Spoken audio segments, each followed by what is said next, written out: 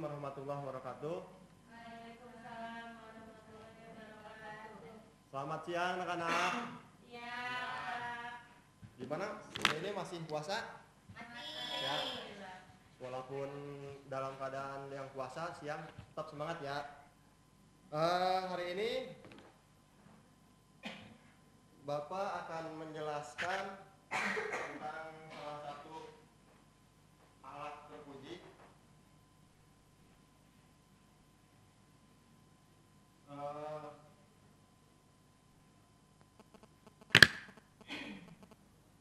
Alat terpuji kepada Allah ya. Tapi lebih ini lagi,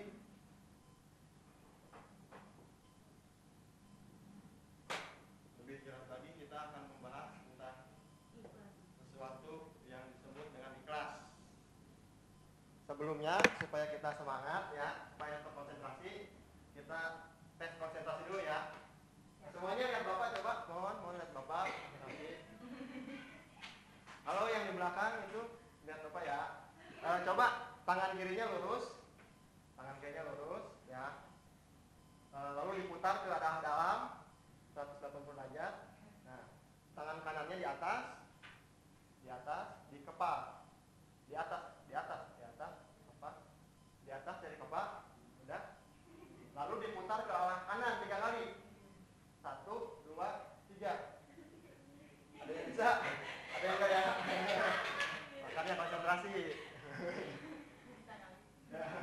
Ada yang bisa ya? Ada yang bisa, berarti ada yang konsentrasi. Kalau yang nggak bisa nanti tanya ke temannya gimana caranya. Ya itu selingan aja ya, supaya semuanya fokus. Oke. Sebelum Bapak bahas tentang ikhlas, Bapak akan bercerita sesuatu yang berhubungan dengan ikhlas. Nanti di akhir Bapak cerita, Bapak akan tunjuk salah satu seorang ya dari yang dari kelas ini untuk menyimpulkan ya. Jadi semuanya mohon disimak. Kisah ada seorang anak perempuan kecil, kira-kira usianya 7 tahun. Ya. Tiap hari dia selalu lewat dan melihat mutiara itu, dan dia sangat menginginkan kalung mutiara itu. Akan tetapi karena faktor keuangan dia tidak bisa mampu membeli. Singkat cerita, ketika pulang dalam perjalanan sekolah, di tengah perjalanan dia menemukan sebuah kalung. Lalu diambil kalung tersebut, dan kalung tersebut ternyata kalung mutiara. Akan tetapi kalung mutiaranya imitasi palsu. Rumah, kemudian seperti biasa cium tangan orang tua dan berkata kepada ayahnya, "Ayah, lihat, aku mempunyai sebuah kalung. Aku menemukannya di jalan." Namun sang ayah hanya tersenyum. Keesokan harinya, pada hari yang pertama, kedua dan ketiga, dilihat semakin hari ada bekas di lehernya. Karena kalung itu imitasi, akhirnya berbekas dan sedikit bernanah. Melihat keadaan demikian, ayahnya langsung bicara dan berkata kepada anaknya, "Wahai anakku, bolehkah aku meminta kalungmu?" Namun jawab anak itu, "Tidak ayah, maaf, ini kalung yang sangat aku sayangi. Ini tidak akan kuberikan." Hari pertama gagal. Hari kedua ayahnya meminta lagi, "Anakku, bagaimana hari ini? Apakah boleh kalung itu buat ayah?" "Sudah aku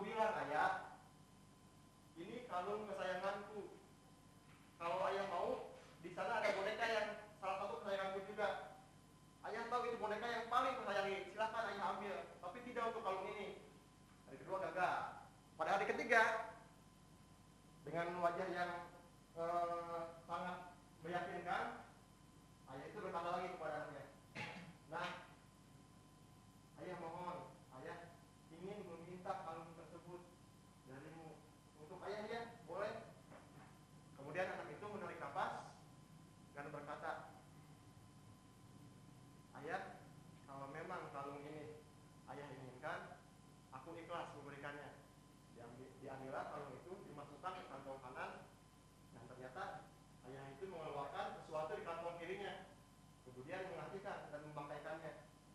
Dan anak itu pun terkejut, ternyata yang diberikannya itu kalung mutiara yang asli. Kemudian anak itu langsung merangkul dan memeluk ayahnya dan mengucapkan terima kasih. Oke, dari cerita tersebut Bapak akan tunjuk seorang ya yang nilainya paling bagus kemarin ya. Ini nilainya paling bagus. Coba tolong disimpulkan. Adib, apa kesimpulan dari cerita tersebut?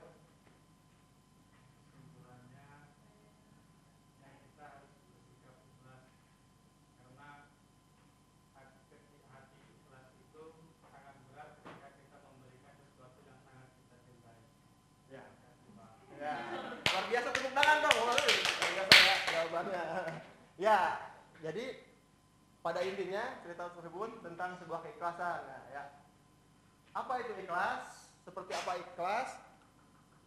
Apa manfaat ketika kita ikhlas? Lalu seperti apa nasib-nasib orang yang tidak ikhlas? Akan Bapak bahas hari ini ya. Oke?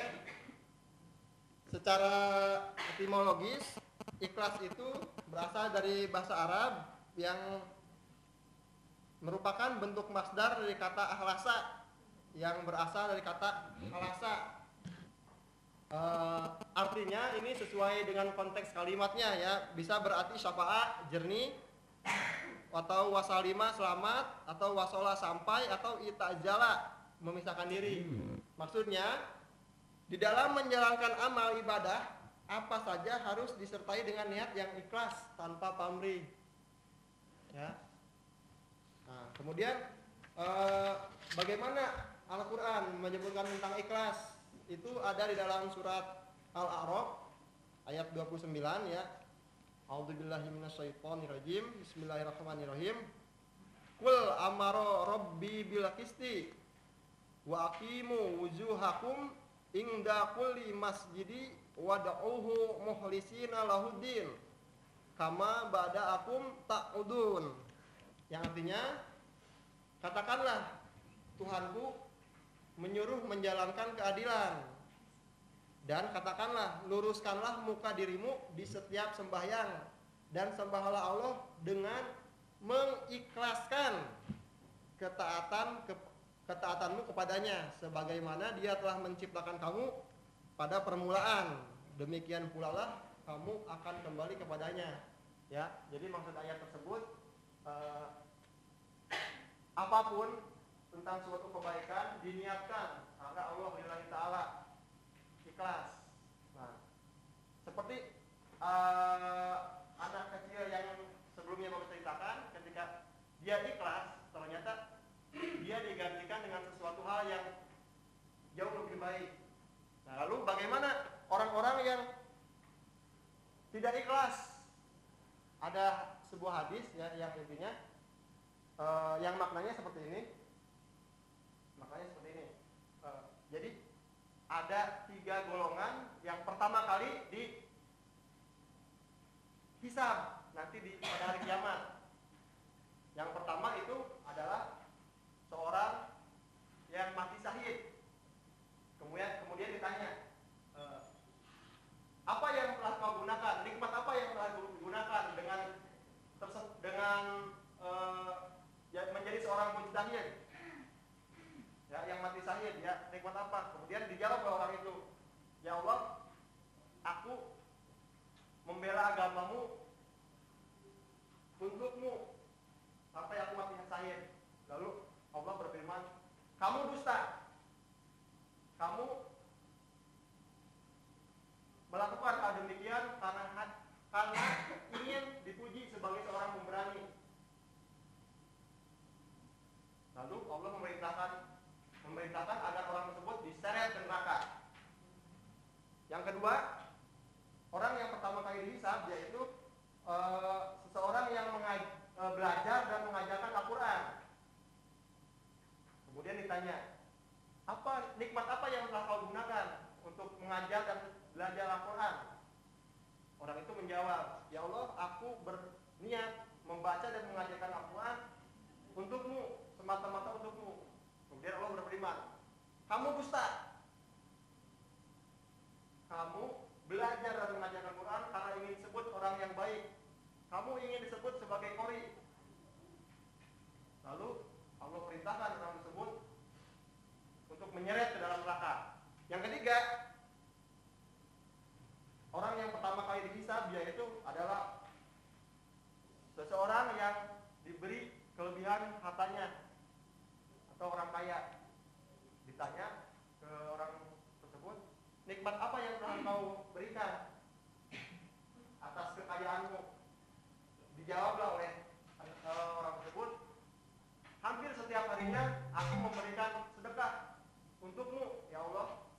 Dijawab oleh Allah, kamu dusta. Kamu bersedekah itu dengan niat sebagai seseorang ingin disebut sebagai seorang yang dermawan. Niatmu tidak tulus. Akhirnya orang ketiga tersebut dilemparkan kembali ke neraka. Jadi ketiga orang tersebut yang harusnya masuk surga, yang seorang yang mati syahid, orang kaya raya, dan orang yang belajar dan mengajarkan Al-Quran, tapi karena niatnya tidak tulus, ikhlas, lillahi ta'ala, apa yang terjadi? Dilemparkan ke dalam neraka. Akan tetapi ketika kita ikhlas, niatnya lillahi ta'ala, seperti seorang anak kecil tadi, dia digantikan sesuatu yang lebih baik. Jadi untuk pertemuan hari ini mungkin cukup sekian ya.